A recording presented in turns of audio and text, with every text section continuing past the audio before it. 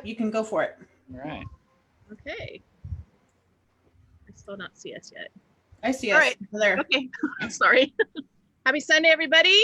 Welcome to a special episode of sort of the sisters interviews, sort of murder of Dukes. It's a manslaughter of Flukes. It's special. Between two flukes. Count. Put us together, we're almost a Duke. Almost So I'm a Shaxi. This is Rifkin, and tonight our guests are Count Oz and Count Marek from CAID and Atenveldt. You got it. All right. Nailed it. Thank you. Sometimes that's really hard to do. I don't know why. So we usually start off with your origin story, and you guys are gonna have to take turns. Age before beauty. Fair enough. You are the old account, so please go ahead. Origin story. My uncle was in the SCA for 35 years. He was the third knight of the Outlands, and he was a Duke. And he took me to a couple events when I was a kid, and then wasn't really for me. And I went to a Grand Outlandish when I was like 18 or 17. It was really, really fun, but then I decided that I wanted to do other shit and moved to Reno and really didn't do any of it. When he passed away, I was 30. He passed away in an accident at work, and I was at his funeral. And Duke Conrad and a few other people from the SCA here in Vegas were there. And his son, Cameron, was 12. He asked for his cornet, and his mother said, "No, you have to earn it." So he looked at me and he said, "Will you teach me how to fight?" I'm like, "I don't know how to fight." So I asked Conrad, "Will you teach me how to fight?" He said, "Yes." I went to his house the next Thursday and did Pell work, and he made me throw up. I think he was just trying to work me really hard to see if I'd come back. And I did. And I stuck around, and now I'm here. And his son is my man at arms, but he's in school for welding. So when he's done with that, I'm waiting for him. He can take as long as he wants. I'll be here ready. Are you wearing the coronet or not? No, I haven't won that yet. I still got one more to win. Oh, okay. It was a ducal. But I hope that I get it. Yeah, I hope so. Awesome. Marek? So, of course, my gateway drug was D&D, of course. I was playing in a home game that was being run by, at the time, obviously none of us were peers at the time, now Sir Gavin, and his brother was playing in the game, who's also a knight in Pelican now, Thomas Godfroy, and Dungal Buchanan from Assyria Metalworks. And they told me about this thing that they had gone to where they got to dress up in funny clothes and beat each other with sticks and drink beer. And I was like, that kind of sounds fun. So they drugged me out to Potrero out in southern CAID. And that was my first experience, and joined a household called Schadenfreude. We were kind of a big party household at the time, very fringy. I mean, for years, I really didn't even know much about the SCA. I just know that we went and we had a good time and dressed up in armor and beat people up and got beat up. And if you asked me how somebody became a knight or became a king or a queen, I probably couldn't have told you until, I don't know, year 3, 4, or 5. We were very fringy for a long time, running around being scummy mercenaries and just having a great time. So, but you were fighting. Yeah, actually, my first war, I probably shouldn't tell this story, but my first war, Dungal went out and he had dislocated his shoulder and he couldn't continue fighting. So he put me in his armor. I'd never tried fighting before. I'd never, never been calibrated, really had never, gone through the whole, whatchamacallit? Authorization process. Thank you. Authorization process. And words, they're hard. And they put me in armor and they threw me out there, and and I was hooked right off the bat. I mean, it was fun. Yeah, I'm not sure I ever authorized either, honestly. So I don't think that's uncommon. I know I Good or did. bad. So I watch your Ducal interviews and they talk about they authorized in all these different weapons, and I'm like, what even is that? Authorized once, and a friend of mine helped me cheat because I didn't know the answer to any of the questions that they were asking me. He was just standing behind me like, where are illegal targets? And he's like, I was like, your wrist and your hands. And then he went down below the knee, and I was like, below the knee? I don't know. I cheated. yeah, I think we just kind of do authorization, like you go to fight practice a lot and people kind of gauge where you are, and then they'll say, yeah, you're good with that, and you're good with that, and you're good with that. And we don't have like the bout, but Somebody's going to be upset about this. probably. Maybe I shouldn't have given that away. Anyway, I actually think it's a better process because you have this whole long whatever. But so you got in Dave's or Dongle's armor at this Protero. It all fits. You fought Sword and Shield. What happened? Like, Yeah, I you guys was. are very different I remember shapes. they put me on the shield wall, and I remember my first fight really, really well.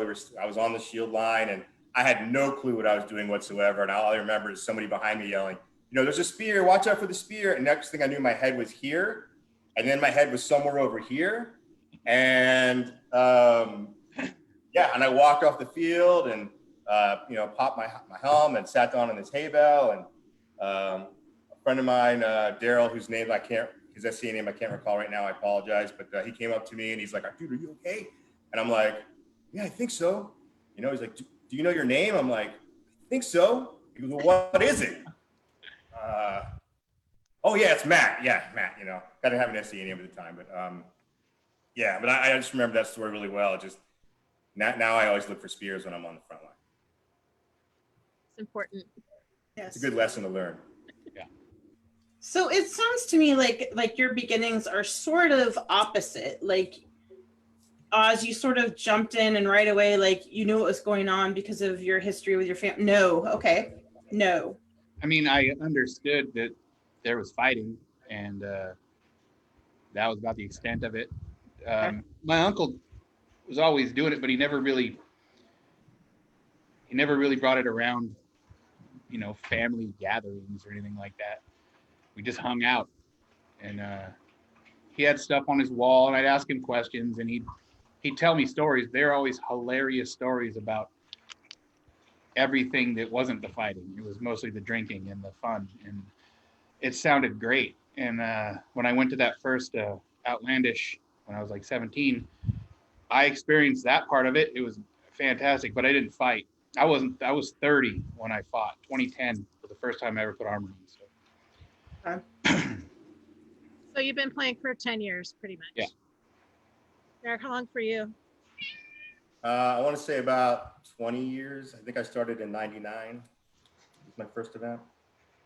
And it took you about 3 years to sort of like get off the fringes?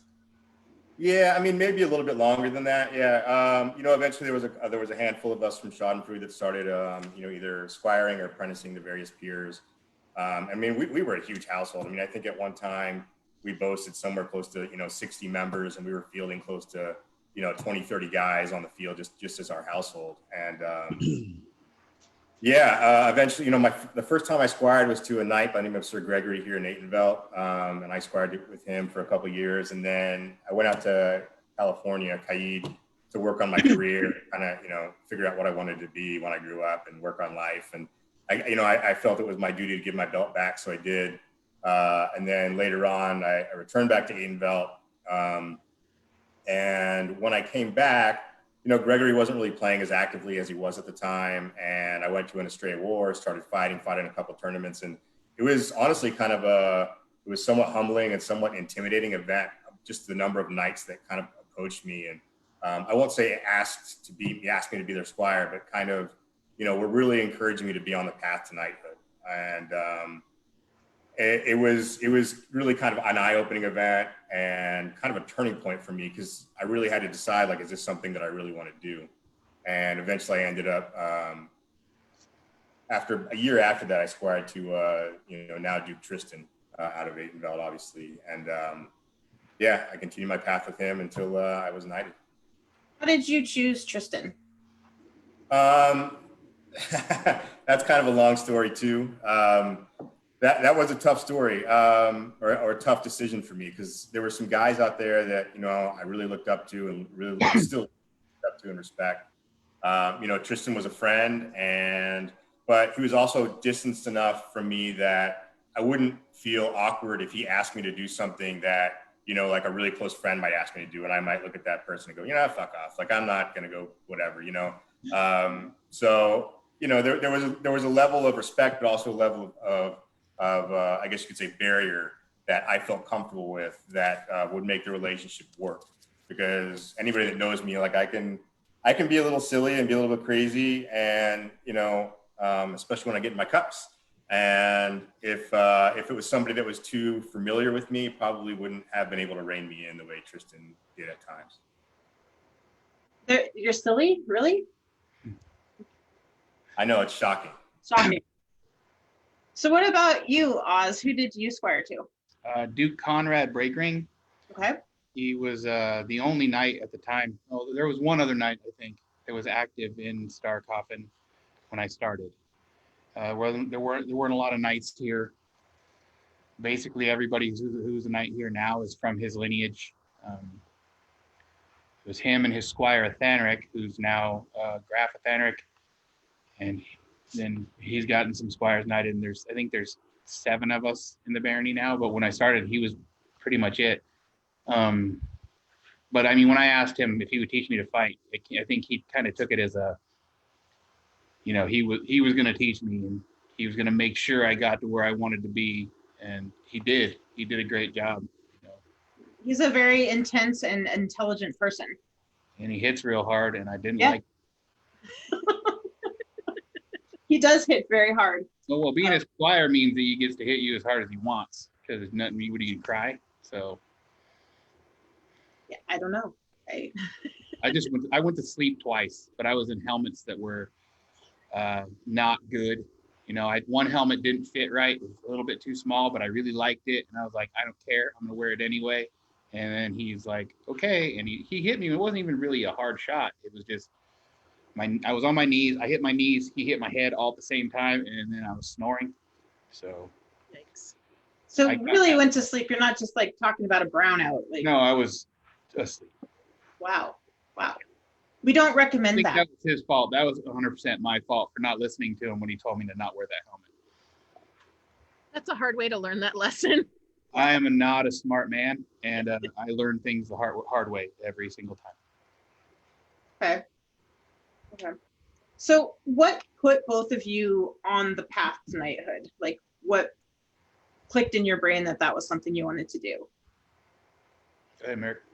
So, I think for me, at the end of the day, I started looking at the members of the chivalry that were around me, and they were just a group of guys that I wanted to hang out with. I think for some people, it's about a sense of belonging or feeling like they've made it, or some sort of leveling up or success. But to me, I remember I was sitting around one day, and Duke Aaron Graves came out of a circle, and and he made a comment about, how, kind of what his standards are for, knighthood. And I know it's more than what I'm about to say, but he's like, in the end, it's like, is this guy somebody that we like and we want to hang out with, And that was kind of how I looked at a lot of the guys. I mean, I can't say I liked everybody, but because nobody does, but, at the end of the day, I looked around at all the guys and I was like, I want to be part of that. I want to have that, I guess you could say fraternal brotherhood. I mean, camaraderie is a big deal for me. I think that's what made me stay with Schadenfreude so long when I was, when I first started. And, it's really what keeps me loyal to a lot of people that are in my life now. It's that sense of camaraderie, right? So I think that's what drew it to me the most.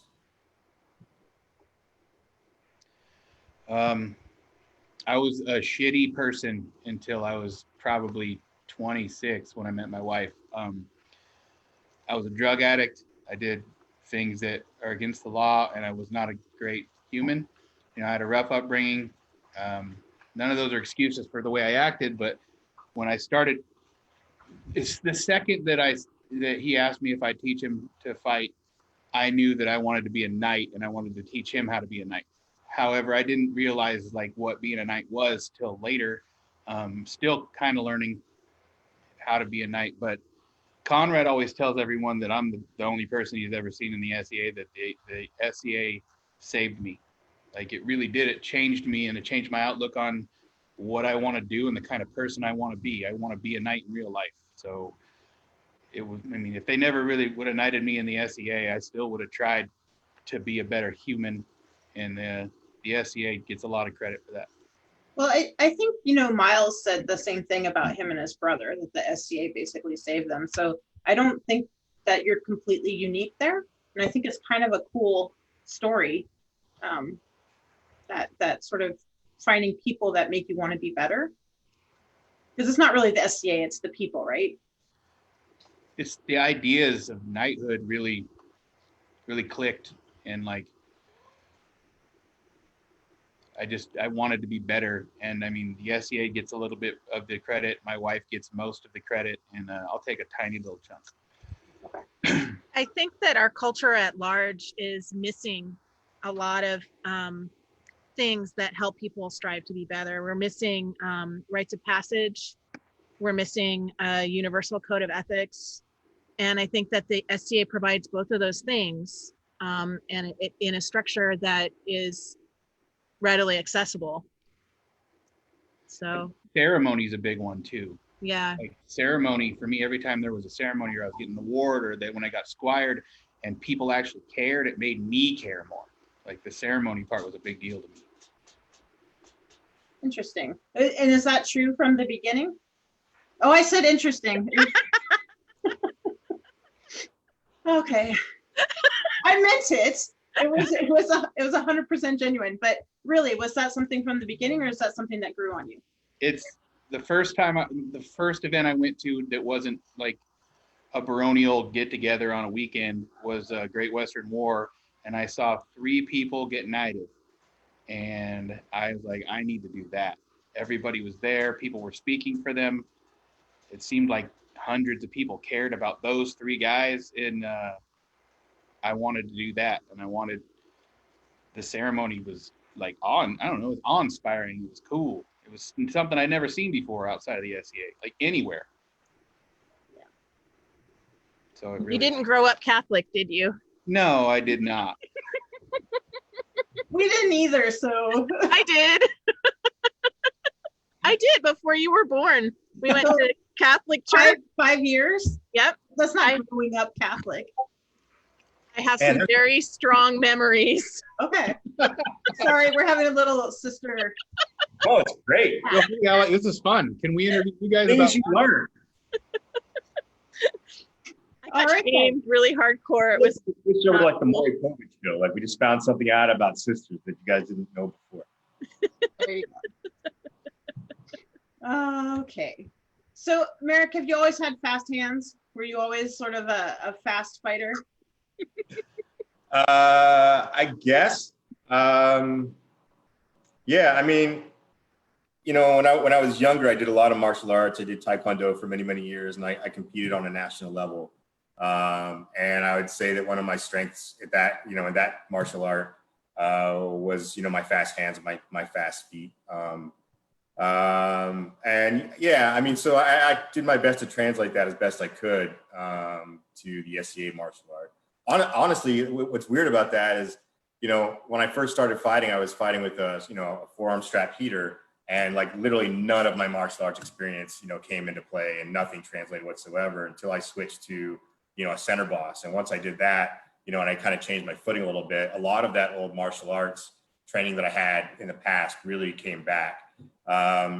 And if I'm being honest, this isn't meant, I'm not trying to sound arrogant. I don't necessarily think that I'm faster than anybody else. I think it boils down to kind of technique and efficiency of how you throw your shots, right? Because there's a lot of people out there that really have strong technique, and that's how they produce such fast shots. Well, we all know that being fast is a combination of timing and technique and blow select. I mean, there's all these things that go into it, but you definitely are fast. Well, that can be a detriment too. I mean, because it took me a long time to figure out, how to throw that first shot, not just fast, but also have it be good, right? Because I mean, sometimes when you're concentrating so much on being fast, I mean, for years I had a problem with, I was already into the second shot before I finished my first, right? So that first shot, even if it hit, it probably wasn't good, right? Because I was already thinking about it, already, preparing or chambering for that second shot before I even completed the first. And you see that with a lot of people that try to be fast, where they're actually in their return before they actually hit through their target. Absolutely. Yeah, so that's a really good insight. Or they leave the return out altogether and try to go from one place to another, and it's really awkward. Yeah. So what do you think is, both of you, what do you think is your strongest attribute as a fighter? Go ahead, Oz. Conrad being my knight. So that in CAID, at least when I was coming up, there was a little bit of fear because I'm another big dude. So I got to hit hard like Conrad, which I don't.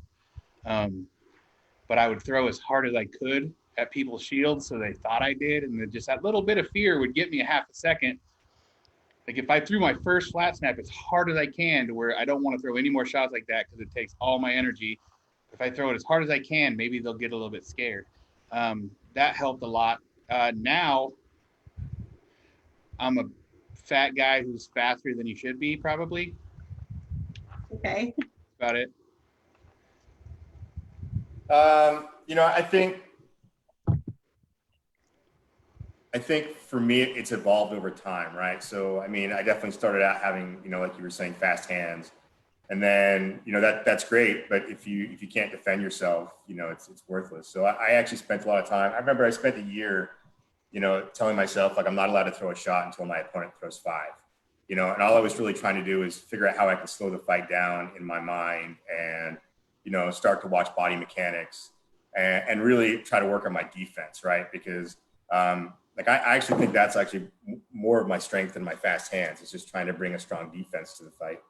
And then, later on in my career, I started talking with Duke Craven, who really helped me start to think about the chess game that we play and really start to think of it less about like combos and less about, once you kind of figure out technique and figure out the shots that you're good at or figure out the shots you can throw, that's when your brain starts thinking about the chess game. You start thinking about range and positioning and things like that. So, having somebody like that, in your corner to really kind of help develop your game as you move on, is really, it's really kind of a blessing, right? Like, I mean, now I have, before the pandemic times, I was very fortunate to have somebody like Aylin on, at my practice who, who could be there and try to help me up my game again. If you're not constantly out there seeking new teachers, then you're kind of stagnant at that point. And what are you doing? You're not progressing anymore. So, and that's fine, but, it took me a long time to figure out that I'm competitive at this game.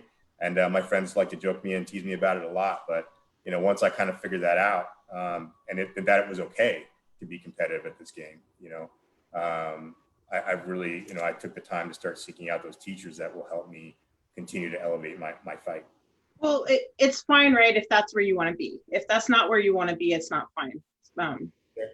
Did you seek out new mentors before you got knighted, or was it sort of an after a knighting thing? One of the best pieces of advice I got was actually from Duke Miles during my vigil, and it's kind of a funny story after the fact when you hear the whole story. But he was one of the last people that came into my vigil, and he sat down in front of me and he said, now that you're knighted, your fight is going to improve because now you don't have to impress anybody. You're not fighting to prove anything anymore. Now you're just fighting for the sake of making yourself better, right? And it's an unfortunate part to a point of our game. I mean, to those people who are able to squire and not care about what the knighthood thinks of you on your path, right?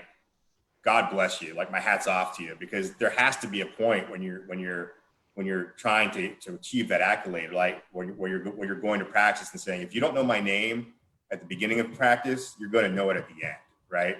And trying to build that word fame of saying, I want to be a knight. I want to be part of your group, right? And I'm going to do what it has to do whatever it takes, right, to get there, right?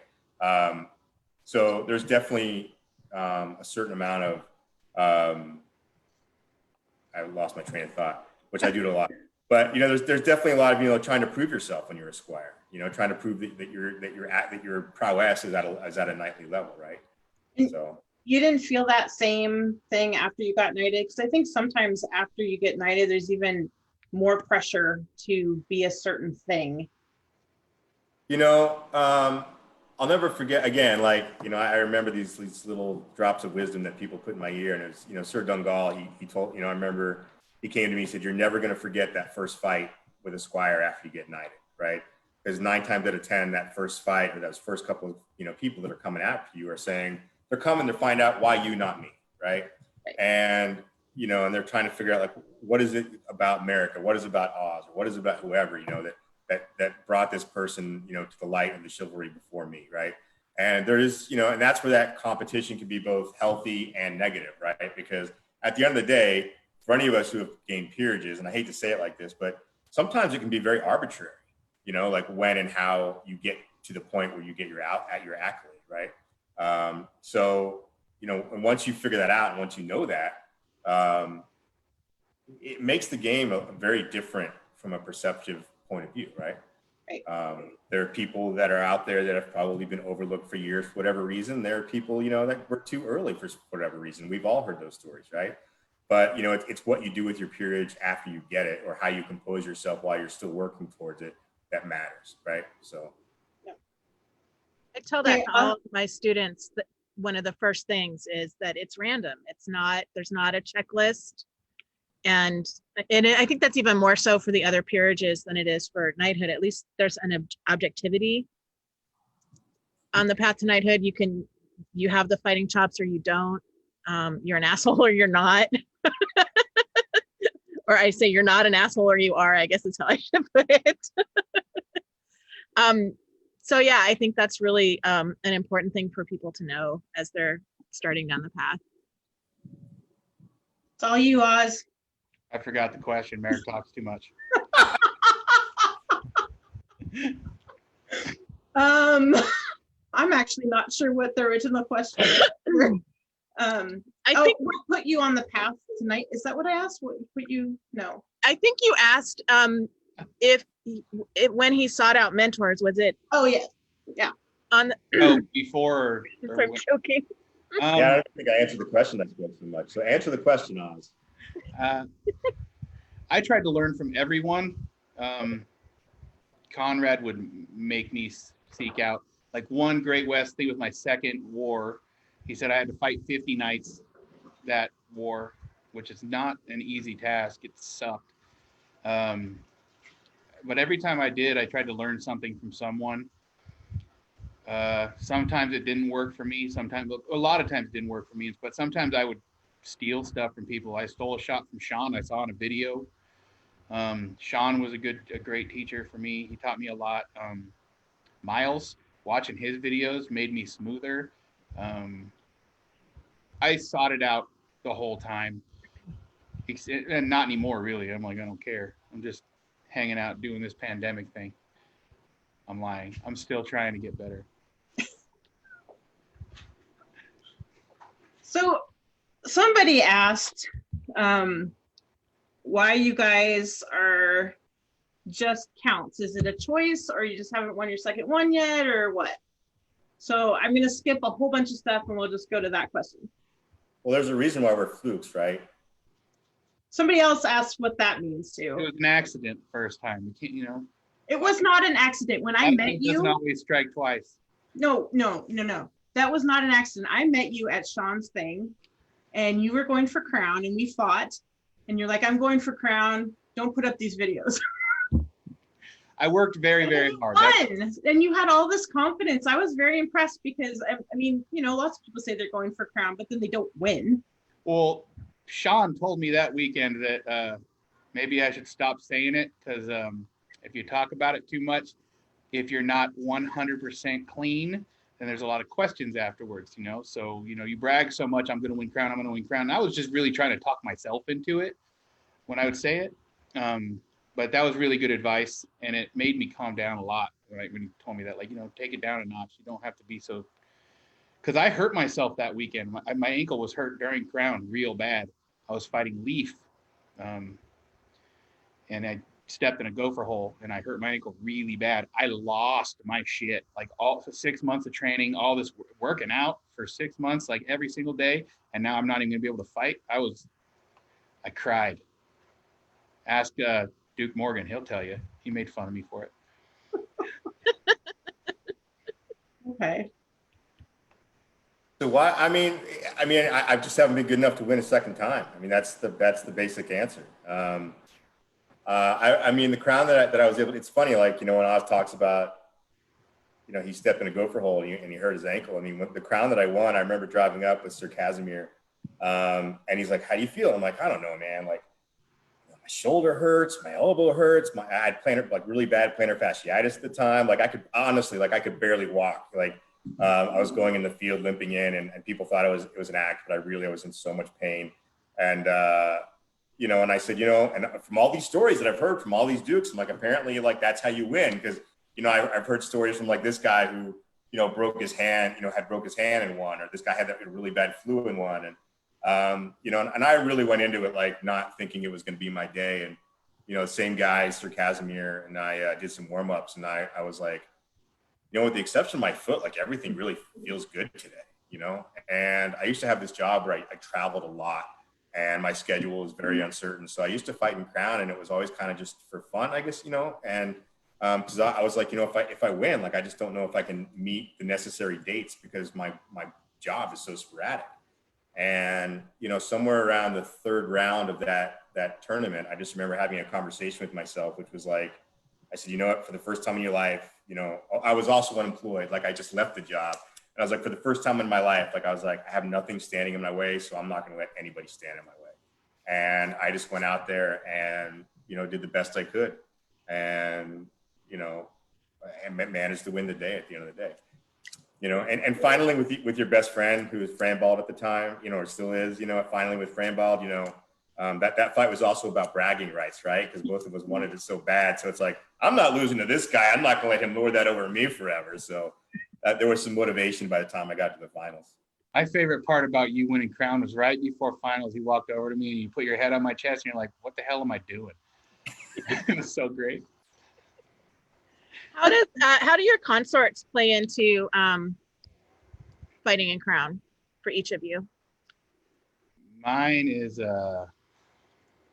everything in my life is my wife. So like she worked out every day with me. She trained every day with me when I was training. She dieted. She ate food that sucked and not fucking chicken wings with me. And we were doing the intermittent fasting, which sucked too. And, she let me go on these weekend trips to Sean's and up to Ursulmus and to Estrella just to train and do pickups because she knew I really, really wanted it. And I really, really did want to win, but really I wanted to make my wife queen because you don't get to do that anywhere else in the world. So it's really fucking cool.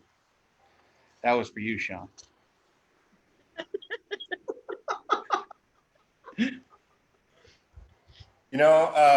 Getting to fight for Golda is really it's a pleasure. I mean, she's such an amazing human being. That's the bottom line. I mean, Golda and I, when we go into any tournament, we have the conversations of, we're not a couple, we're friends, we're dear friends. So we have the conversation of where are we in life? Like, how do we feel about, if things work in our favor today, and there's a lot of respect between the two of us, and knowing that she's the conscience on my shoulder, right? I mean, on the tournament day, Golda, I mean, anybody that I've ever fought for, when I step in the ring, I tell my consort, if you see something that's not good, you call hold and you tell me I'm dead. You have that right, because I don't ever want to besmirch my consort's honor, right? So, having somebody in my corner that's such a good, dear friend is really, that's the inspiration that that drives my hand, right? So thank you. What's up with unemployed kings in Atenveldt? Yeah. You know, only the best, only the you know. I don't know. It works out that way, I guess. Make I sure didn't you have realize. the time. Okay. I just think it's funny because it's kind of a thing down there. I didn't realize that. Like, I know I was unemployed. I know Phelan, I think, has been unemployed a few times during his reigns. But other than that, I'm not really sure who else. But yeah. I think Casca said he was, didn't he? Oh yeah, he was. He didn't start out unemployed, but yeah, it's I somewhere thought in the middle. Craven told me he was unemployed too. Well, you know, when you've reigned like 4 million times, it's bound to happen. All right then. Okay. I mean, you can't be good as Craven is and be employed. I mean, you have to work on one skill set at a time. Okay. Oh, good. Do you have a question or you want me? No. Oh, she's got the giggles. This is You all right? How did the two of you Take a meet? 5-minute break. Sorry. How'd the two of you meet? We met at Castle Kirk. Castle Kirk. Duke Guy at a private event way in the way back times before the COVIDs, before the dark ages. Way back. And it's funny. I was actually on Facebook today, and I was kind of looking at, you know, you hit the see friendship between you and Jesse, and I think it was Scaff made a comment about the bromance started before they even got out of the truck. Yeah.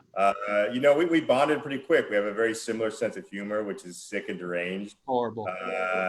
And we both like to sing. We both like doing karaoke. And I mean, those commonalities, I think, just, you know, and that event is just such a, you know, when we talked about camaraderie earlier, it's just such a great event of just friends and family that really get together and have a close, you know, close bond and similar mindset about life. And we just hit it off instantly. I mean, ever since then, we've been each other's wives. So Who's the hot wife? He's a hot wife. he's the hot wife. Yeah. Who has the better beard? I think Ooh. he does. I can't fill it in right here, and it pisses me off. So I'll take that one. I'll own that one.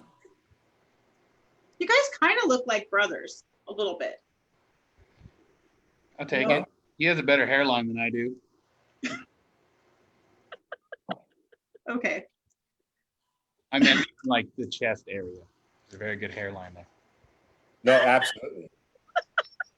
I mean, I was not blessed with, like, you know, when I take my tunic off, my beard doesn't stop. It just keeps. So that hairline's artificially created, Right. shaved down to it. We're both married to sort of hairy men, so yeah. I would say very. My husband just said, "What?" I'm married to a hairy woman, so I get it. He's gonna hit you. He's outside. I'll lock the door. Because it's acceptable for men to be hairy, but women aren't allowed to be. She can do whatever she wants. She's still hot. Yes. Oh man. Okay. So you both like to sing. Do you guys do Bardic in the SCA? I mean, go ahead. when I got knighted, I'm not really an artsy person. I try to make stuff, and I'm really, really bad at it, and I have no patience to get better at it, and I really suck at it. So I started singing Tenacious D songs around the fire with a buddy of mine who would play guitar, and they brought that up in Knights Council, apparently. I wasn't there, but that's what I was told. That, what's his art? Well, he sings around the fire, but it's always like Fuck Her Gently or Tribute. It's always something inappropriate. Very inappropriate, but I mean, fun. Yeah. But you're creating ambiance. Yeah, Kjartan told me to keep doing it. Well, if Kjartan tells you to do it, then you gotta. I mean, he's all of our moral compass. For sure.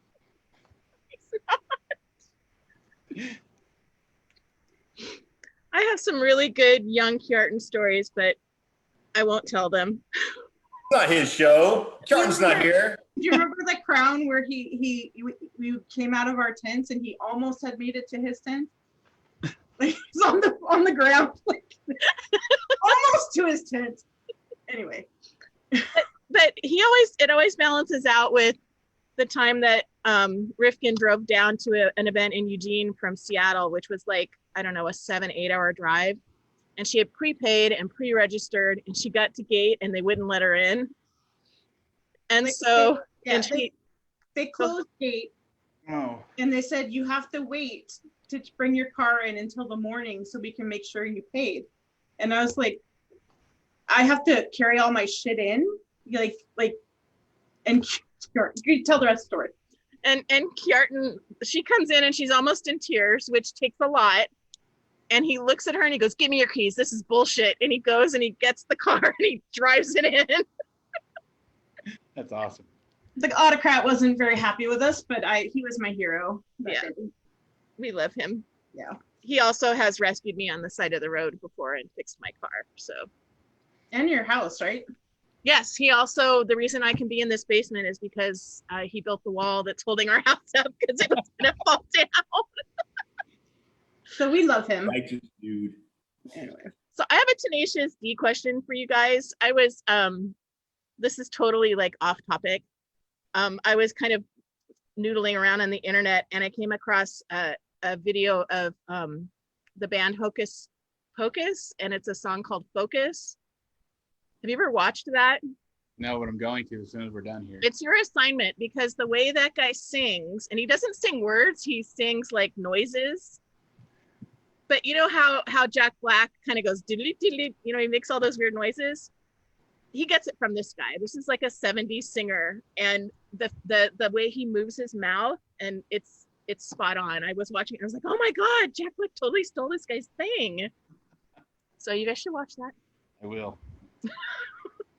What about you, Marek? Do you sing at events? Yeah, mostly inappropriate songs late at night. Okay. Yeah, you know, again, when I was in Schadenfreude way back in the day, I used to love to write filks, and I used to try to write stuff to make people laugh and be entertaining.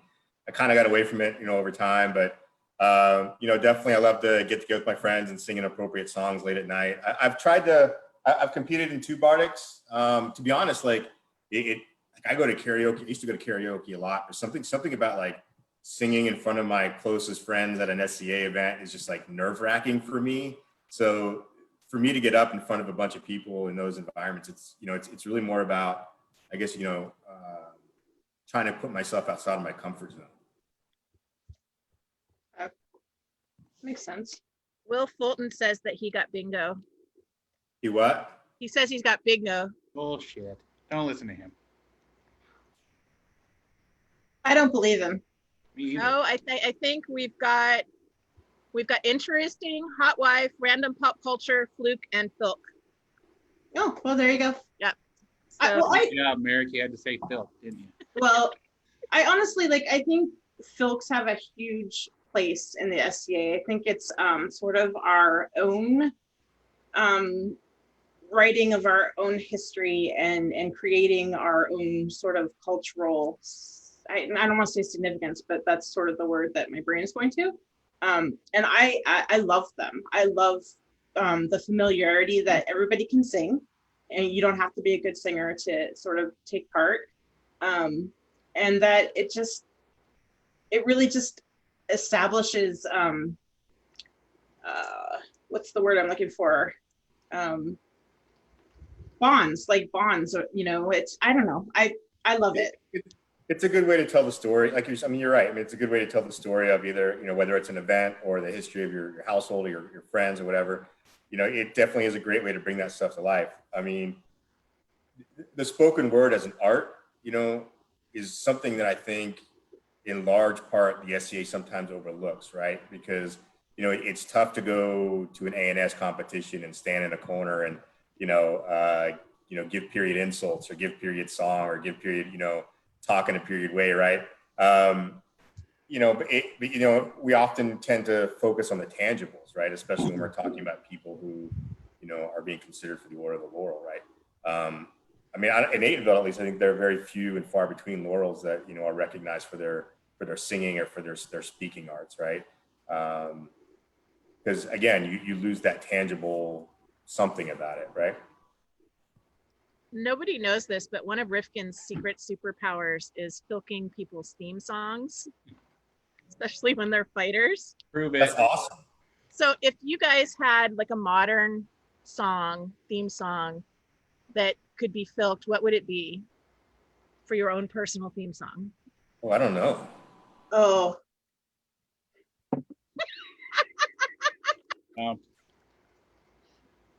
That's a tough question. I don't even know. Me either. we'll come back to that. 'Cause Yeah. I think Let's circle theme back songs to are that. important. Let's circle. Yeah. Let's let the crowd vote. What do they think that they? What? Yeah. What is, Would an example help you guys? can I phone a friend?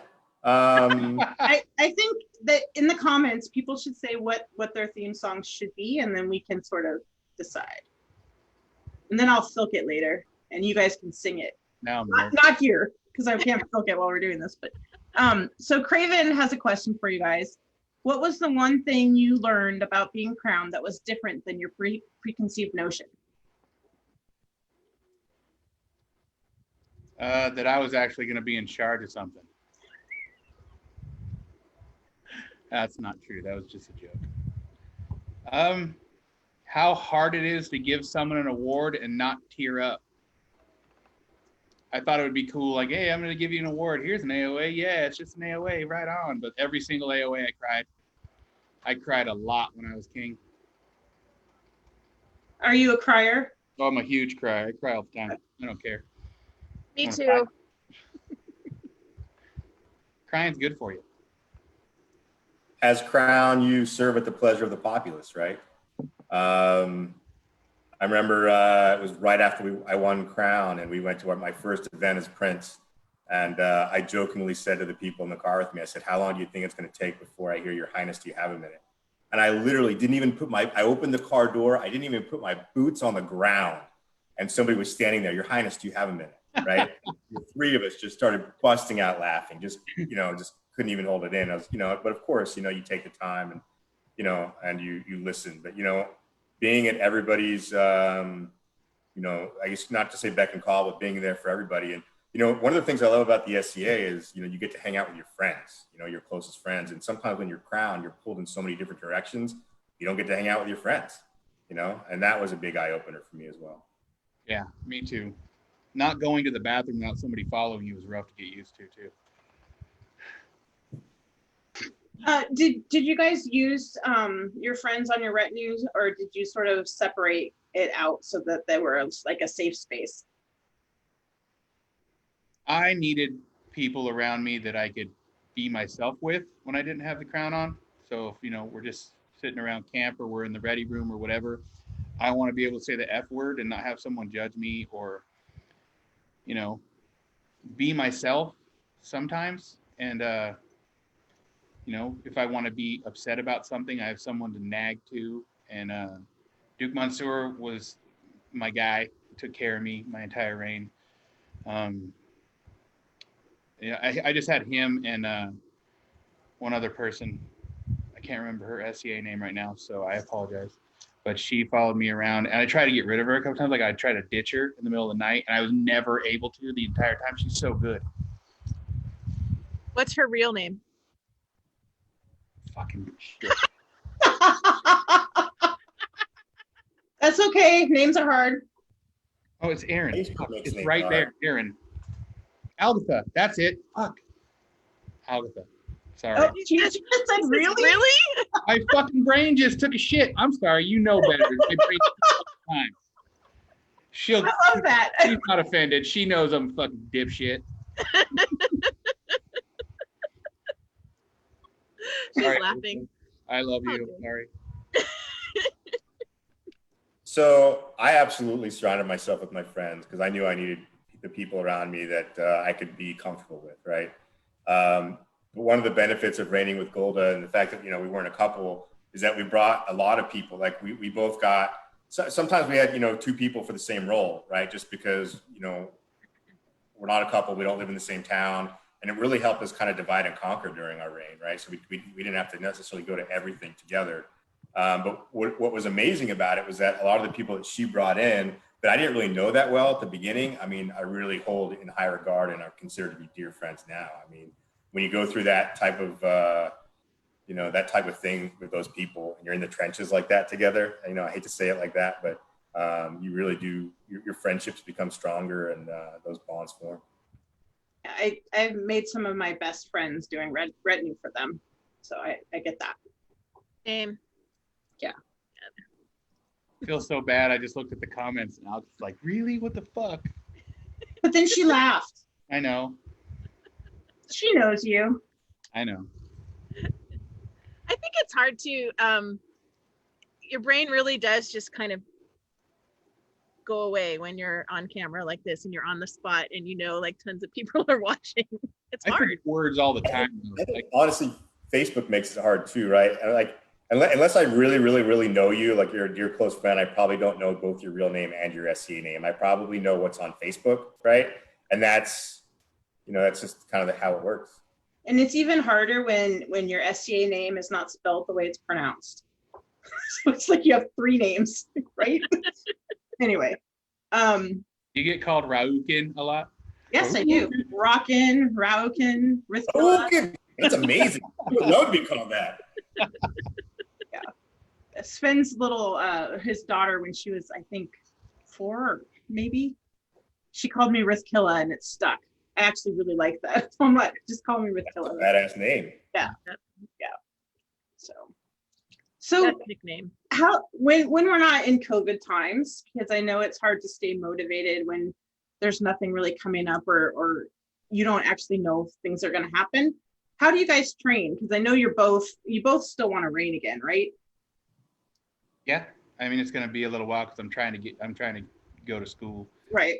But I want to make my wife a duchess. I want to get my uncle's coronet, and there's some stuff that I have to do. Fight 3 or 4 times a week, Pell a lot, travel outside of my barony, outside of my kingdom as much as humanly possible, because that's where you learn the most, in my opinion. Like, if you travel all over the place, you fight with a whole bunch of different people, with a whole bunch of different styles, you're going to learn a lot. So that. Was the question, how do we train in normal times, or how do we continue in COVID times? Well, no, it's how do you train in normal times, and does it change if you think you're going for crown, or are you just training to be the best all the time? And what does that look like?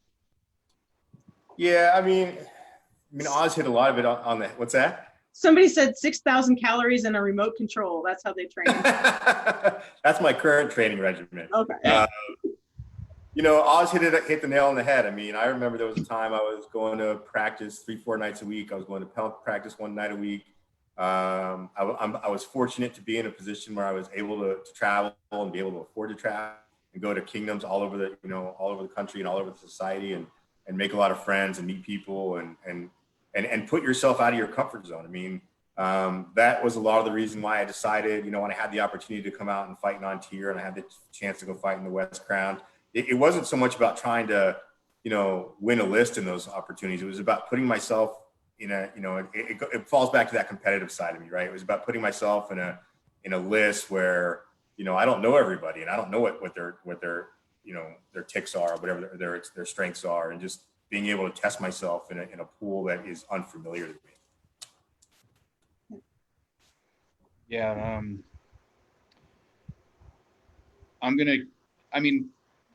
I don't train to be the best all the time. I go to practice on Sundays. We go to Pell practice on Fridays. I hit the Pell in the backyard. But when I was training for Crown, it was every day.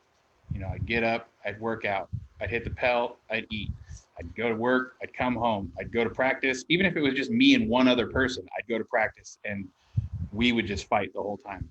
I'd go to Conrad's and we'd discuss stuff, and then he'd teach me stuff. And he was teaching me even when I was training for Crown. I learned one of my most valuable lessons ever a week and a half before I fought in Crown from Conrad. So I'm not going to tell you guys what it is. Oh no, I want to know. What was the lesson? that the fight isn't just one fight. You got to win the first fight, which is positioning first. And that was something I was not really good at, was the positioning part. And Conrad's really good at positioning. And that he apparently waited until after I was knighted and I was trying to win crown before he told me that that was a big part of his fight. And I got it. It was weird because normally it takes a lot to drive something into my brain for me to get it. But I got it like that, and it clicked, and it helped a lot in crown because I didn't do a lot. I didn't do anything fancy in crown. It wasn't pretty at all. I just out-positioned them and then hit them where they weren't, basically. I made them move and then hit them where they were the whole time. Maybe he waited because he knew you weren't ready to hear it until then. Maybe. He's good at that kind of stuff. He's a smart dude. He is. Yep. What about, I don't know, What? no, nothing. Never mind. Oh, I want to know. Yeah, we all want to know. No. The audience wants to know. What's the No, question? okay. What's that? No, we're all good. Do you have a tourney day ritual, either one of you? Be angry. Like I fight better when I'm in a bad mood. So it's not healthy at all. I'd get myself worked up. When I fought in Crown, I convinced myself like a week before that everyone fighting in Crown against me was actively trying to keep my wife from being queen. So I was very, very angry at them that day. It's not healthy. Don't do it. And you can make yourself believe that? It took a little practice, but I mean, yeah. Okay. They were trying to keep me from being king, so that they were actively trying. It wasn't a lie. They really were trying to stop my wife from being queen. It just, I made it so it pissed me off. Okay. How do you come out of that? It took a week. I didn't like any of my friends for like a week. I just stayed away from everybody. It's not healthy. I haven't done it. I never did it before, and I haven't done it since. So. And he's not a duke yet. You see, I have to hate everybody apparently to get my second one. Do you think that's like your way of, like, one of the challenges I think for some people to win crown is that they have to feel like they deserve it more than everyone else on the field? Do you think that that is like a little mindfuck that you did to yourself to make you think that? Maybe. I mean, it took a lot for me to convince myself that I could actually do it. Like, I didn't think I could do it.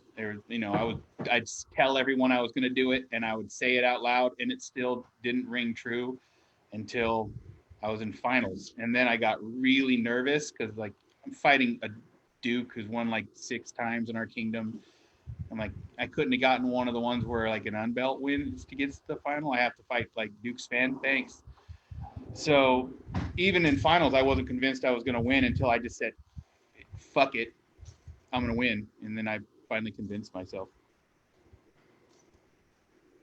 Interesting.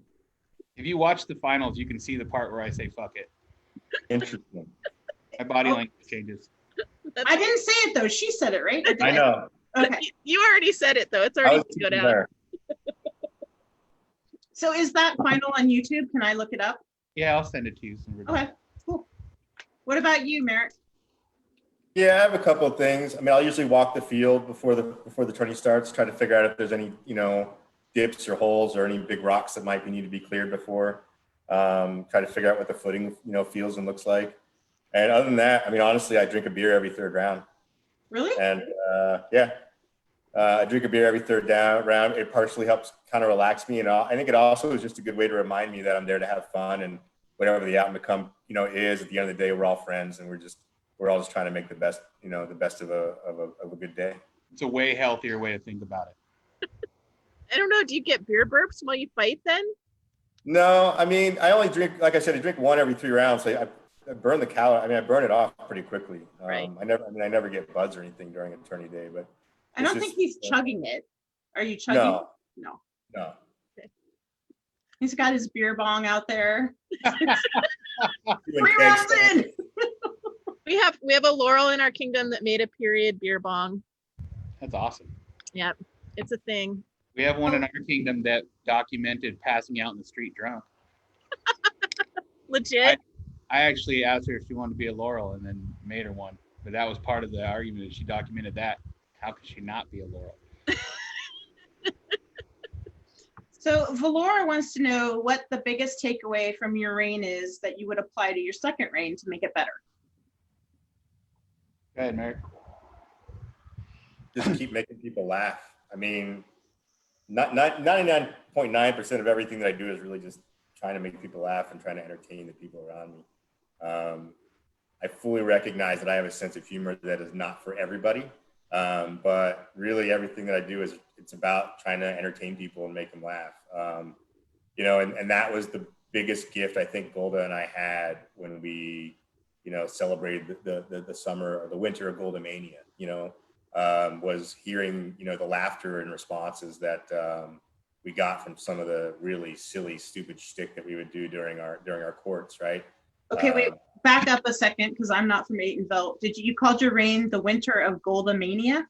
Yeah. So yeah, we didn't have a reign. We had the winter of Golda Mania. Okay. So yeah.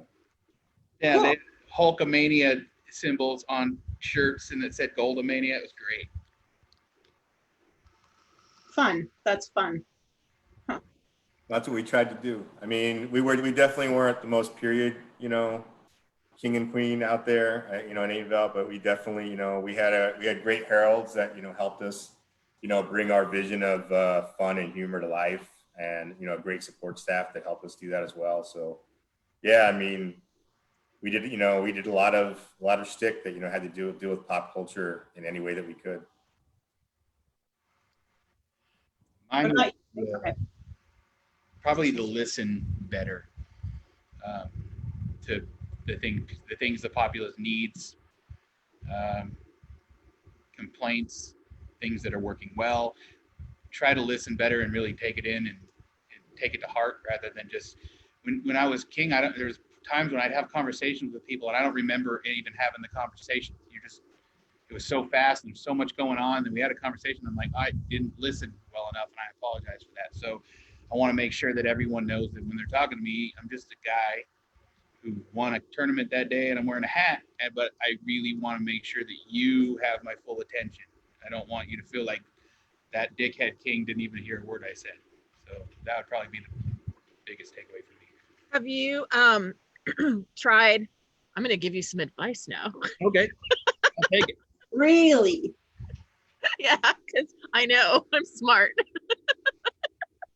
Interesting.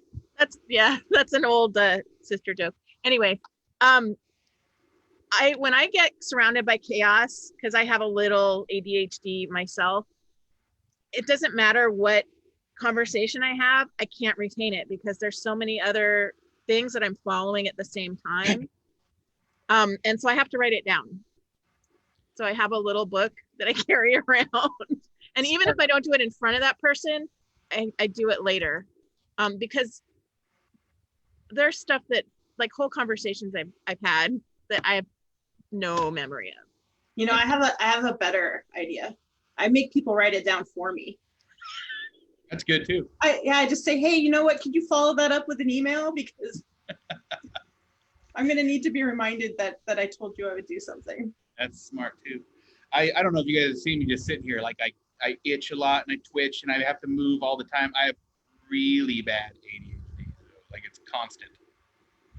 I'm doing this like the whole time we're interviewing. My hands are going. Yep. I'm a doodler. I Marek, draw. what are you doing? My wife and I can't really sleep very close to each other because I have to move constantly even when I'm laying in bed. It's weird. Very Do weird. you ever throw shots in your sleep and hit your wife? I don't know if I threw a shot. She woke me up and I went like this once, but I don't think I've ever thrown a shot in my sleep. I watched Helgi do it on our way to Duke Sean's in the back seat of my truck, though. I was driving, watching him in the rear view, and he nodded off and then went, woke himself up. It was hilarious. I'll throw a shot when I'm sleeping, but I'll actually kick my husband because I'm pushing off the ground, but the ground's not there. I can remember my college girlfriend. We would be in the supermarket or somewhere, and we'd be walking. I'd be like, start doing this, you know, thinking about shots, and she's like, "You have fighter Tourette's." Like, out of nowhere, you just start thinking about combos or shots or whatever the case may be. I open the fridge with a flat snap sometimes, and then recover. I'm gonna start doing that now. Like, what a great way to get in some more work there. Yeah. So I have a question. How did you guys get over like feeling like you had to please everyone during your reign? Like, did you get over that? Did you figure like you said, Marek, like you realize you're not everybody's cup of tea. Did it take you a while to get to that conclusion, or did you sort of start there? I figured out a long time ago that I wasn't everybody's cup of tea. I mean, you know, I feel like every reign, there's always one, I don't know how to say this. I feel like every reign, there's always kind of like that one group that kind of feels like they're neglected, or they feel like they're the redheaded stepchild of the SCA, whatever the case may be. And, you know, you do your best to recognize everybody you can and try to give those people, you know, the awards and or the thank yous, even just, you know, for all the hard work that they put into their very, very different areas. And, you know, sometimes, you know, certain areas get missed. I mean, we definitely had, you know, some things that were, you know, going on with certain groups in the society at the time that, you know, made it difficult to really kind of put them in a position where they were able to be featured, you know, and some of the decisions we made because of that were unpopular. But, you know, you do your best. I mean, you do your best to make as many people as you can happy. But I mean, realistically, there's no way to make everybody happy. I mean, you have to be realistic going into it. And different couples that reign come from different niches, and so that section of people is going to get attention later. I actually think it's kind of healthy, unless, you know, the same niche of people keep winning over and over again, then that really sucks. But I think it's good for people to be different. What about you, Oz? The first couple of weeks, I started having anxiety because I wanted to make everybody happy and do everything right, and I started freaking myself out. And I called Casca. He talked me down. It was a great conversation, and he told me, you know, you can't please everyone, which everyone had already told me, but for some reason, coming from Casca, it just made more sense. And, you know, I don't remember if it was him that said it or someone else, but like, you don't do something for the bulk of the kingdom because not everyone's going to agree with it, but do the thing that's right for the most amount of people. So some of them might still be pissed off that you did it, but if it was the right thing to do for the most people in the kingdom, then it was the right thing to do. Casca really helped me through that. It was a really good conversation. I was losing my shit. Somebody wants to know what your favorite and least favorite thing of your reign was. My favorite thing was and I stole this from Marek and Franny, it was hip hip huzzah, and then hip hip, the second word always changed, and then the last one was hip hip Marissa, and we'd say Marissa. Everyone started doing it, and the whole crowd would do it. But I stole that 100% from Marek and Franny because they used to do it for Elzbieta. What was it? Favorite and least favorite thing about your reign? Oh, least favorite. Sorry. Driving all the time. Because I live in Vegas, which is a 6-hour drive to anywhere in CAID, no matter what. And every Friday we'd leave. Every Sunday we'd come home. Sometimes we wouldn't make it home till Monday, but it was always a 12-hour trek, round trip, regardless where we went, sometimes longer. Okay, so this question's from Duke Tristan. I didn't know his real name, but he wants me to let you know that it's from him. Oh, my former, yeah. So my favorite was, besides making Gold a Queen, is definitely giving out awards, you know, seeing the smiles on people's faces and yeah, really, you know, getting the chance to recognize people for the things that they've done and their contributions to our group. My least favorite is definitely, you know, pulling back the curtain and kind of seeing some of the dark underbelly that can be there, you know.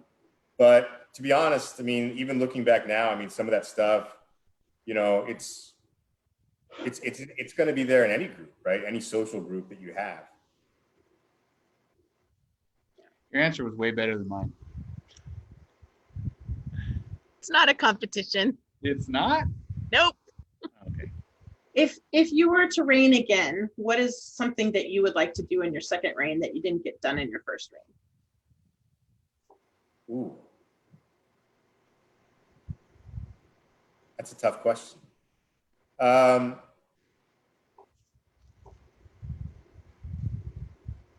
So I think one of the things that we definitely tried to promote in our first reign, and I think now is the best time on a society-wide basis to kind of think about this, and that's promote change. We really tried to promote it during our our first reign, and right now the SCA is on a pause, and I think now is a really great time for people to think about their calendars and think about their events that they have that are popular and those that maybe aren't as successful, and start thinking about new events. I mean, I love the SCA and I love the people that play in it, and I love my friends, and the things that we do. But one of my biggest complaints, honestly, about the society is that I've been going to the same events for 20 years. There's very few new events. I mean, I can think of maybe one that's kind of come to light in the top of my head, but now's a really great time to kind of maybe think about when we come back, when we go back to playing, how can we hit that reset button and make some things be fresh, right? Because I mean, and I'm not necessarily talking about the bigger wars. I think those things are kind of set, although I would love to see a new war sprout out somewhere. But some of your smaller local events, baronial events, shire events, I'd love to see some people just kind of look at their calendar and think about those events that they have, that they're holding on because it's a tradition, right? Like, we always do this, but don't be afraid to think outside the box, and don't be afraid to to cancel something and start something new. Do you have a fantasy event that you'd like to see done? I mean, we definitely try to be a period group, but I would love to see, like a really cool event that's, almost based like, that old, the Excalibur movie where they're all sitting around and there's really no court. It's just people there and they're being entertained and having fun. And it doesn't mean that the crown can't give out awards, right? Or recognize people, but make it a little bit more spontaneous, kind of bring the theater of the SCA back a little bit and make it a little less, monotonous. And the question was, what would I do if I reigned again that I didn't do in my first reign? Have a musical coronation. Oh, Sean had one of those. Did you go? No, but we're doing it. I'm singing. My wife's not singing, but I'm gonna have a chorus. Like, Can she dance? She does dance. When we stepped down, we had someone bring lights and a fog machine and speakers, and so you do have a theme song. That Justin Timberlake song, the dance one. Sexy Back. The ones from Trolls. Yeah, dance. Yeah. So when all the barons and baronesses came up, I was like, I want you guys to do one more thing with me. And I was like, dance our way out. So we danced our way out of court the last time. A lot of people rolled their eyes on it, but it was really fun. And a lot of people sent me links to that video for like a year afterwards. But I want to have a musical coronation, and I want to do like modern songs, but medieval-esque. And we have a really good choir in San Diego, and I want them to sing, but I don't know if they will. I'm gonna ask them to, though. Cool. Do you have your songs in mind already? Oh yeah. Are they a secret? I'm gonna come out by myself when they ask. When we're walking down, usually we walk down there together, but I'm gonna walk out by myself singing "I Just Can't Wait to Be King," and then I'm going to ask for my inspiration, and inspiration will be sung while my wife comes down, the 80s song. Awesome. And then we'll figure out some more to put in somewhere, but I want it to be very musical. I'll be honest, I've had the same thoughts. I have a lot of like I said earlier, we injected a lot of pop culture into our reign. And I have a lot of ideas that I'm not going to share that I'm looking forward to if the day ever comes. I promise I won't steal them. I'm not going to make that promise. I personally would love to see an Avocall onto Artemisia War up in Idaho or Montana or something somewhere. That'd be awesome. That'd be neat. Yeah, I think that it's just totally ripe for it. And if you had it in Idaho or Montana, it would be the same amount for like the most of the population to get there, same amount of time, miles. And Not that all far three from me can, either. what'd you say? Not that far from me either. No. I just got to No. drive north. Yeah. But It's not like they don't have the land for it up there. well, tons of land. I think it's just getting three like-minded crowns on the throne at the same time and getting it done. So You guys heard it here first. It's Rifkin's idea. Rifkin has all the ideas. but no, I've thought a lot about like what Marek said. Like there isn't any reason why we can't reimagine events. Like just because we've always had the baronial champions turning a certain way doesn't mean we have to keep doing it, especially when it's not getting people in the door anymore and people aren't fun and excited about it. You know, that's one of the cool things about Athenaeum of where I live is that's a new idea and people are super excited about it, and it's a cool event. Yeah, I think that this is a perfect time to rethink what we enjoy doing and how we enjoy doing it and how we want to see it and how to make it happen.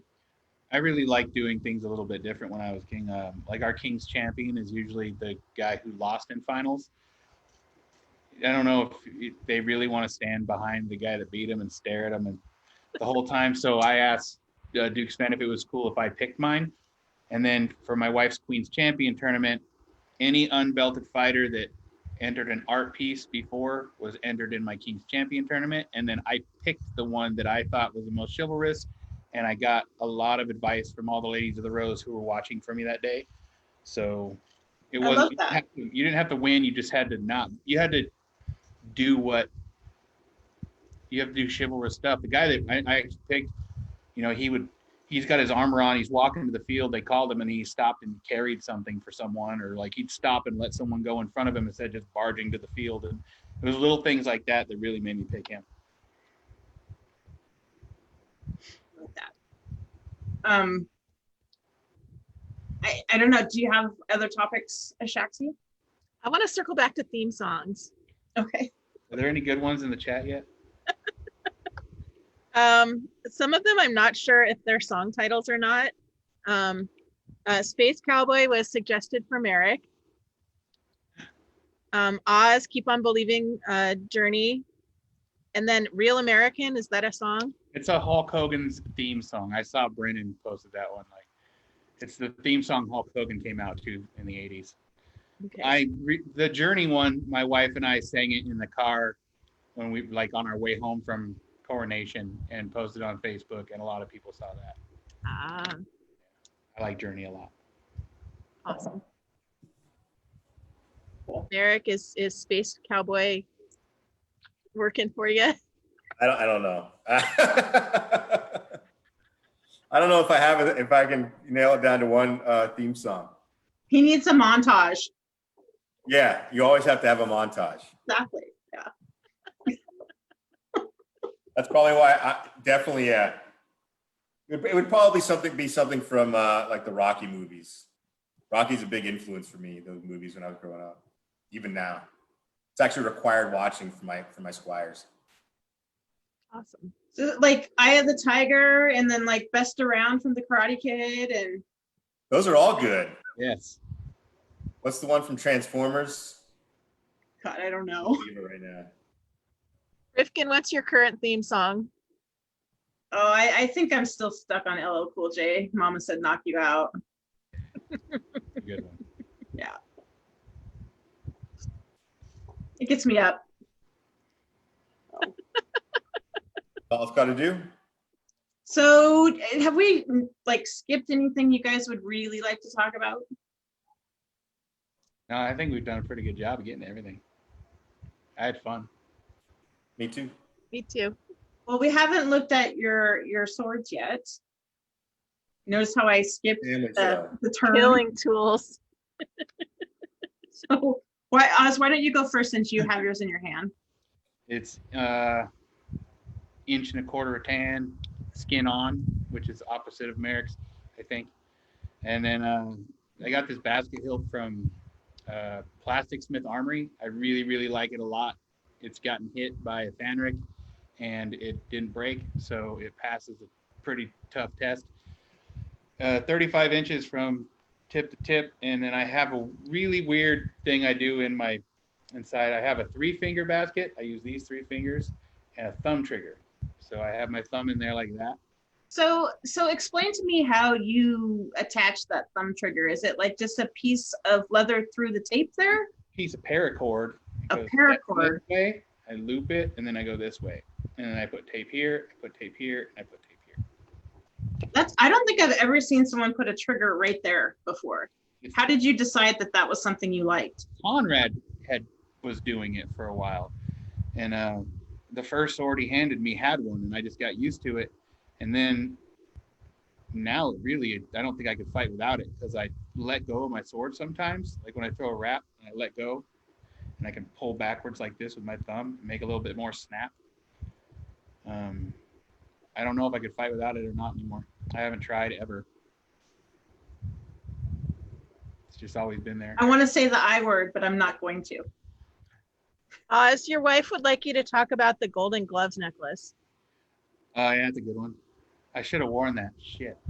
So right before I fought in Crown, every day while I was training for Crown, Marek would send me something about the Eye of the Tiger, and then he would send me video clips from Rocky where Mickey's yelling at Rock, "Get up, Rock," that one. And he would send me inspirational stuff from Rocky, like at least once a week. And then I think it was the day of Crown. Is that when you gave it to me? Yeah. He gave me. No, it was after. You came out to a Highlands War. Yeah, he gave me a golden gloves from Rocky, just a little golden glove that I wore, and then I have Marek wear it on his Crown. He won in it, and then we let Franny wear it, and he won in it. So now it's got juju. It's like the magic tunic that Deaton lets people wear. He forgot the most important part. I ordered that by my own hand off the internet. He stopped everything and made sure everybody knew that he ordered that by his own hand. I did. I made a proclamation.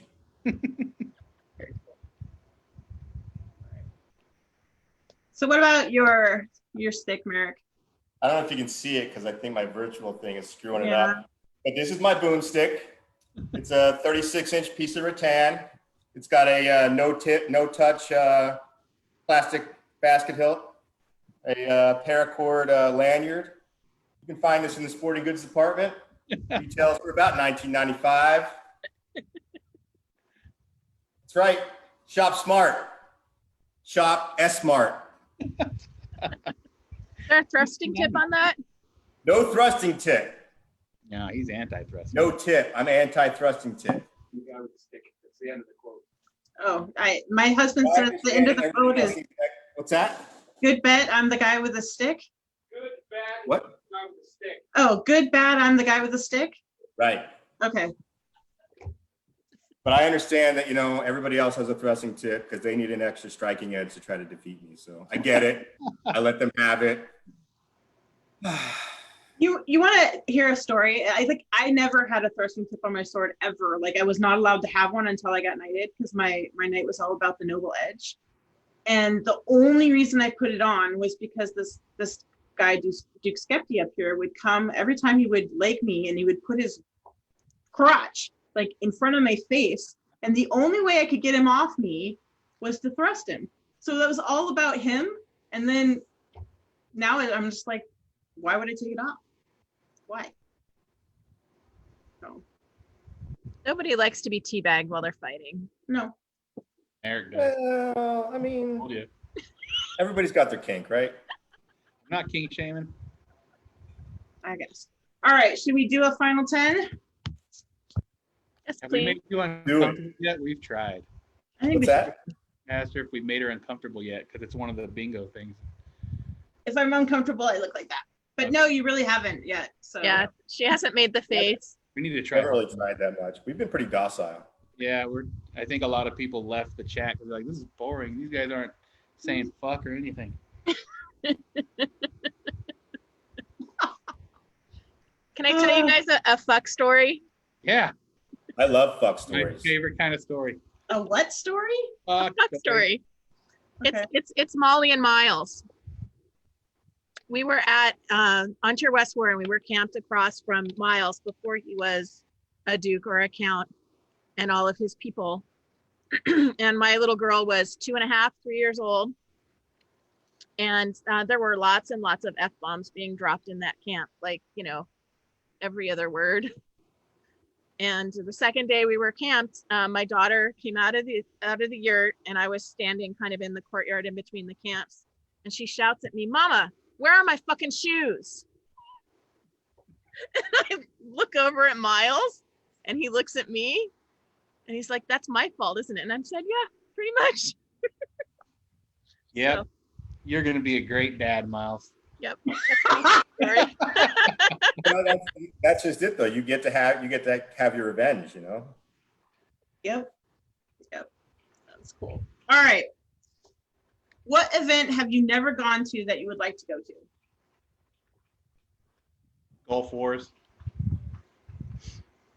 Yeah. I'm Lily's. Good answers. If you could fight anyone in the world, who would it be? My uncle. Anybody at this point. Not choosy, just Yeah, I mean, honestly, I'd love to fight some like, you know, the old school fighters, you know, back when they were in the, you know, I hate to say it, back in their prime. And yeah. What's your favorite Estrella story? Oh God. I'll let you go first because I'm going to switch it and tell a Penzic. I don't even know where to start. Go ahead. I don't even know where to start. I'm going to switch it and tell a Penzic story, and it's got both of us in it. Okay. We were in the bog, and we went down this weird hallway of sheets. Oh God. We got to this big clearing surrounded by sheets, and there was like a dungeon there, a sex dungeon. There were things happening. There were things happening in the sex dungeon. There was a lightsaber involved in one of them, and we were all just in a big circle around the edge, and then there was a big space in the middle. And Marek looks at me drunkenly and says, "I'm gonna draw a knife." So he goes and sits crisscross applesauce in front of, like, right here is the person, and it was my favorite thing about Penzic that year. I only said that because my wife said draw an eye in the chat, so I had to tell the story. Did she just get bingo? Craven already got bingo. He already won. Oh, that's right. He always wins everything. Yeah. Reason. 4 million and one now. What's your favorite Estrella story, Marek? Okay, if not an Estrella story, what's your favorite story with Oz, the two of you together? My favorite story with Oz. Is it the one where my wife got mad and made you delete a video off of Facebook? That one's good, but I'm not gonna. Yeah. No. You know, I just remember the first time that Oz and I met at Castle Kirk, and I mean, we would just sit up. We sat up all night. You know, as late as we stay up, which for me is usually pretty early. There's tons of pictures of me passed out, and Oz goes to bed pretty early too. But just kind of hanging out and singing together. I mean, those are my highlights with Oz. We've definitely gotten into some shenanigans, and I don't know if we should share them on live. We should never share them. My wife would be upset. She made us delete it once. All right, then. We will not upset your wife. That is never the goal. No. There's one thing don't upset Marissa. She's got a great sense of humor, but she was not really stoked that time. All right. Because some things are meant to be private. And that's why we put it on Facebook, and then immediately. Some things are meant to never be said while you're live streaming. Right. When you're crowned. Okay. When you're crowned. Oh, yeah. Moving on. All right. Who are your favorite people to watch fight? Craven, Alanon, one of Craven's former squires, Sir Casimir. That's probably honestly my favorite person to fight. He just has such a strong sense of control. I've said this for years. I mean, if there's a person out there that you know, watching his fight is like, to me, it's like watching poetry. I mean, he's just got such a great sense of control and range, and it's just phenomenal to watch. I mean, I think he's definitely one of those guys in our kingdom that, you know, you forget how good he is because he doesn't fight that often. He doesn't practice. Then he comes out and he kicks your ass, and you're like, I've been going to practice for 3 days a week for months, and this, you know, and that's just, I mean, he really is. He's a phenomenal fighter. Hate those guys. Right? Right.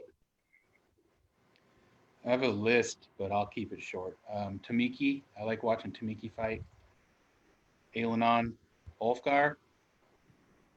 Kjartan's really fun to watch too. I like it when Kjartan blocks his head with his shield and puts his stick on his leg and blocks a leg shot that you swear was open. He blocks it with his basket. I've never seen anybody else do that except him. Yeah. That one time at Ursulmus when he was on his knees with one arm and he like did a spinning back thing, cracked. Dude, that one was pretty awesome. You can hear me yelling in the background on the video, like, holy shit. His fight with Viking. That one, yeah. That was a good fight. Talking about Chris Hall, right? No. So I always get Ulfgar, Ulfer. I always get them all confused. No. Kjartan is the one I'm talking about right now. He's okay. Ulfgar is Richard. Yeah, I was thinking. Yeah, I couldn't tell if you were talking about because he's great too, Richard Keffler. Yeah. I get them all confused. All the Ulfs, the Ulf, the Ulfer, the Ulfgar, the Ulfric, the Ulfricsson, the Ulfr. They're all Canadian too. They're all the same guy. I know. I guess Ulfgar's not Canadian. Close. He's like, you can see the border from his house. True. All right. Do you have a hero in the SDA, and if so, who is it? Do I have to keep it to one? No. And it doesn't have to be a fighter. Duke Guy is probably like my all-time hero of ever. Casca and Miss together, power couple. There's a lot of them. We could be here all day. It's like, I mean, the SCA is full of heroes, and I look up to every single one of them. So I'm going to have Guy on in December. What's a question I should ask him? That is a good question. Ask him. Well, this is kind of hard to put into questions. I'll just tell you a story about him instead. Okay. We were at his house at one of his private events, and we're all laying in the shade in our armor, taking a break. And he takes his armor off. He's like, I think I'll take a break too. And then he walks 10 feet from us and chops a bunch of wood for like 10 minutes, then puts his armor back on. I said, okay, break's over. And he made us all look like shit. We're all sitting there. I remember that so well. We're sitting there, we're all in our 30s and 40s, and yeah, we're all tired. It's hot. And we've been fighting all day, and guys are like, yeah, let's take a break. Just like he said, he goes and fight, and then Oz looks at me and he goes, "What the fuck was that?" What? He goes, "We're all sitting here on our asses, and Duke Guy just went and took a break by chopping wood. Then he came and put his armor back on. He's like, he's gonna kick our asses again." Yeah, that's Guy. That's quintessential Guy. That's odd. What about you, Marek? I forgot what am I answering? I forgot. Do you have a hero in the SDA, and if so, who is it? I have a ton of heroes in the SCA. Absolutely. You know, their current reigning majesties, Morgan and Elizabeth, Craven and Elzbieta, Casca and Miss, Dionysia. There's a lot of people that I really look up to. I mean, Sir Valora, I call her the great one for a reason. I mean, there's nothing that she isn't good at. She is an amazing human being and super talented at almost everything that she does. And I'm just really lucky to have her in my life. She's so generous too. What's that? She's so generous too. She really is. She's amazing. I mean, I can't say enough nice things about her. I was really upset with Morgan that he beat me to giving her a lion, because if there's anybody in this kingdom that deserves it 100 times over, it's her. What's your favorite period or medieval-esque movie? Gladiator. Good one. Joaquin Phoenix is fucking awesome in that movie. I didn't hear what you said. Gladiator. Oh yeah. Joaquin Phoenix is fucking awesome in that movie.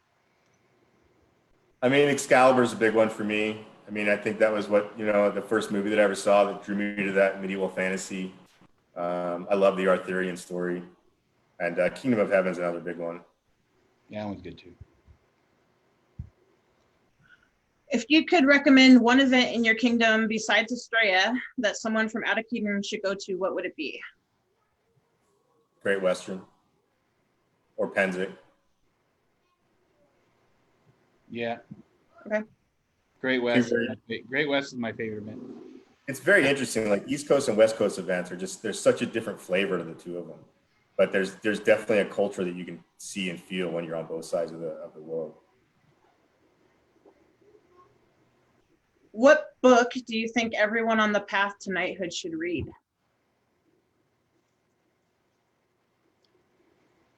Oz, do you know how to read? I was going to say we were supposed to read. I don't know. I got a couple really good ones from Helgi. Helgi's really good at giving me books that I didn't know I needed to read, and then all of a sudden they're reading. I'm like, holy shit, I needed to read that. So I got a stack of them. Zen and martial arts I got from Atenveldt. That's a really good one. I like that one a lot. I'm trying to remember the name of the actor. I think it's Ethan Hawke. He has a book. Forget the title. It's like Guide to Being a Knight or something like that. Yeah, something like that. That's really good. When we talk about, yeah, thank you. That's really good. It is really good. And then oddly enough, like when people talk about like the mental aspect of fighting, I actually always recommend Mike Tyson's biography.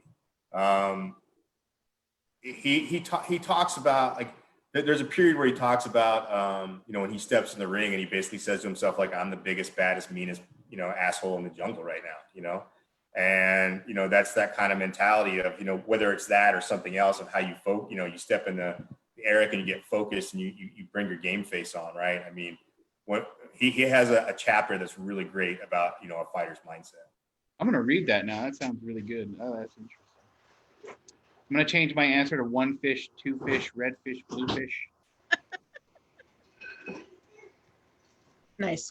I can get through that whole thing.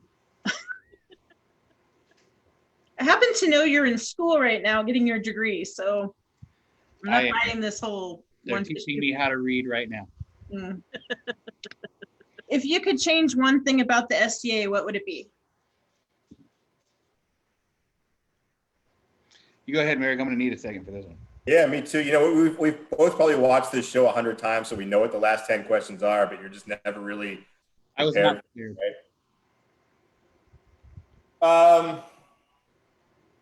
I don't know. That's a tough question. I think that trying to retain the youth that grew up in the SCA is more difficult than it seems. Like my cousins that grew up in the SCA, they don't play anymore.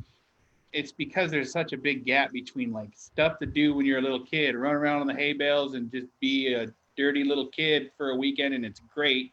You got a whole tribe of little kids to run around with, and then there's that teenage years when there's absolutely nothing for them to do at all.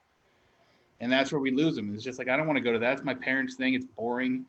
We need to start making it more their thing. And I think that it starts with parents. Like my kid's about to be 13, and I haven't put any effort into trying to make the SCA better for him. And I need to start, and it starts with us. And it's something I recognized recently. And I don't want to lose him. I want to fight on the field with him as a knight one day. I want that more than anything. So I got to keep him interested, and I got to put an effort to try to keep other kids interested too. I think that's, honestly, a great answer. That's actually a conversation we've had a lot. I've had that conversation with His Royal Highness Zipster a few times, just, talking about that transition between, being young and then, being able to participate in some of the grown-up activities. That there is a weird gap, right? That for kids that don't really have a lot to do, and part of that is also finding the volunteers to take the interest and the time to, give activities for the kids in those age groups. So, yeah. That's That's what I meant when it starts with the parents. We're the ones that should be taking time out of our day to volunteer to help them with that stuff. But all of us are too busy with our own bullshit, and we need to fix that, or our kids are going to lose interest and they're not going to want to do it with us. Right. I agree 100%. It has to start with us as parents, and maybe us as parents collectively talking about, you know, how we can divide up our time so that nobody is in charge of putting something cool on for the teenagers and by themselves, because that's a lot. Stephanie, I think there should also be a height requirement for crowns. But just like taller than Craven? Yeah, just slightly taller than Craven. Stephanie up there in she lives in Ontario. She's in Vancouver, Washington. Rainer's life? Yeah.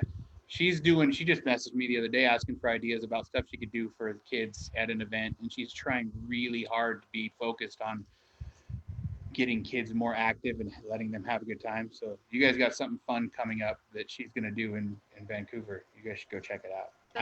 That's where I live. She's really a wonderful human being. Agreed. Yeah. I'm pissed off you guys got her because we don't anymore. Well, if it helps, we appreciate the hell out of her. My plan for my daughter, she's really gotten into cooking, and we've got a lot of people that are really into cooking. And so she wants to go and work in the kitchen at Sport of Kings. That's awesome. So awesome. I want to go to Sport of Kings. Right? I want to go to an event. Yeah, anything. I'll go to a Yule right now. Man, I want to go to an event. I'll go to an officers meeting at this point. Well, I think you can do that on Zoom. But I want to go to it. I don't Okay. want to be on Zoom.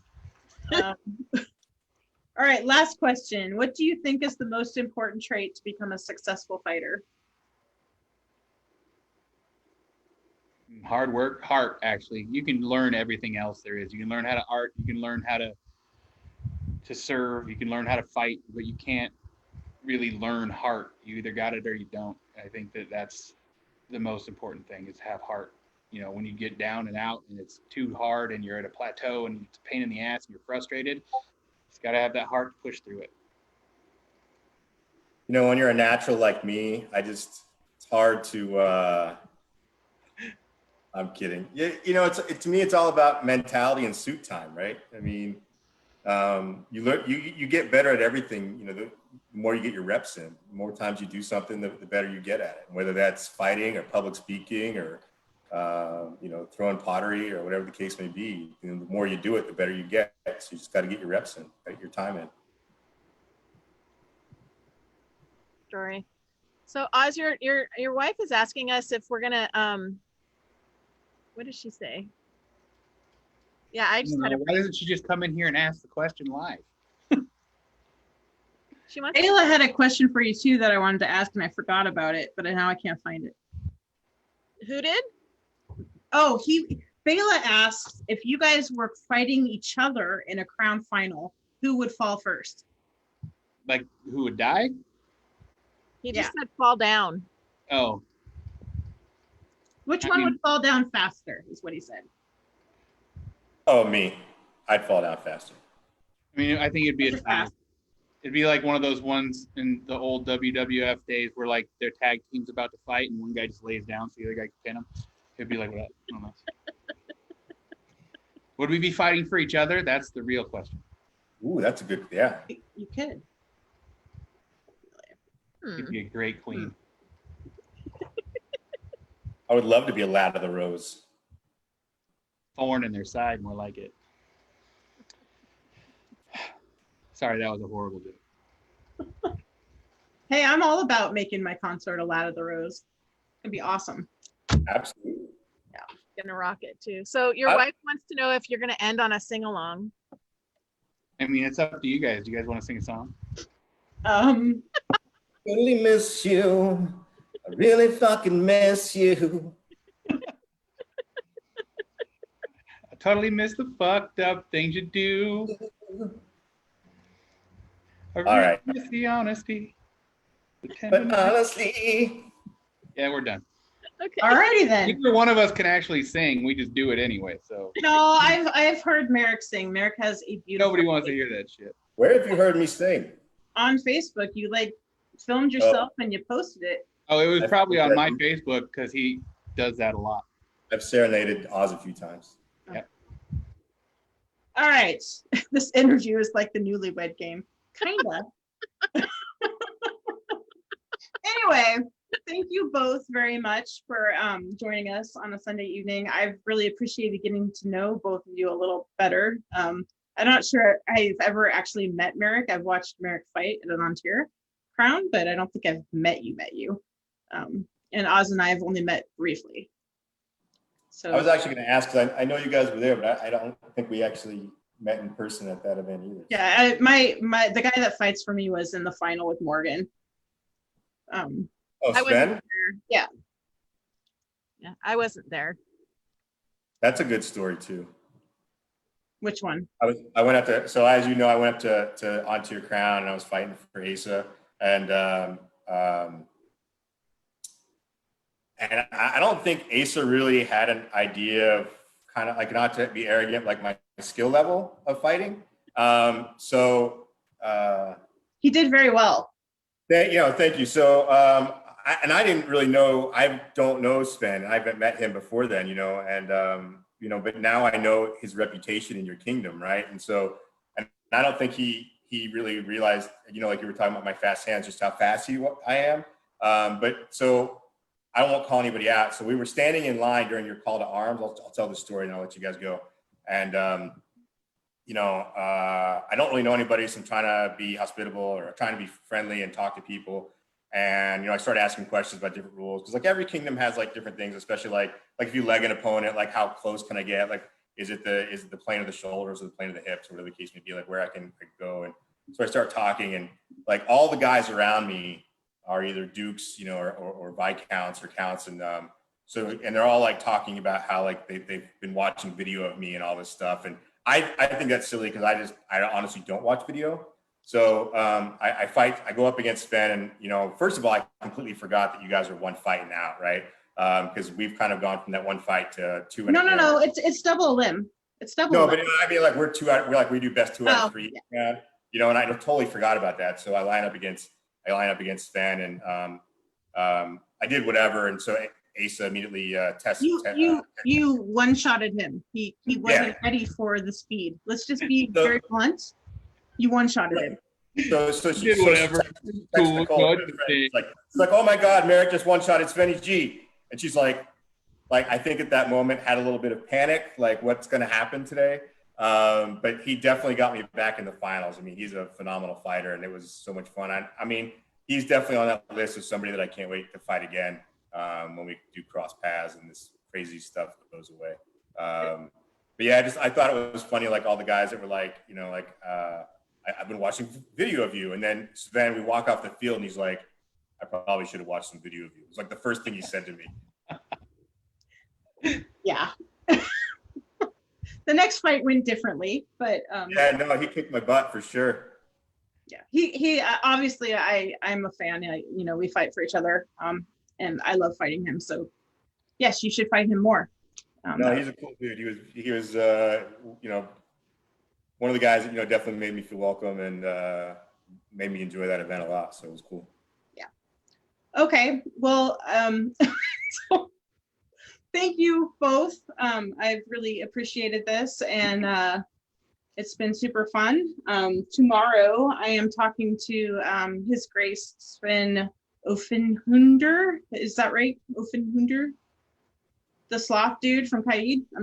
Oh, yeah. How do I say it? Orfhander. It's like Orfhander. Like offhander because he's left. Okay.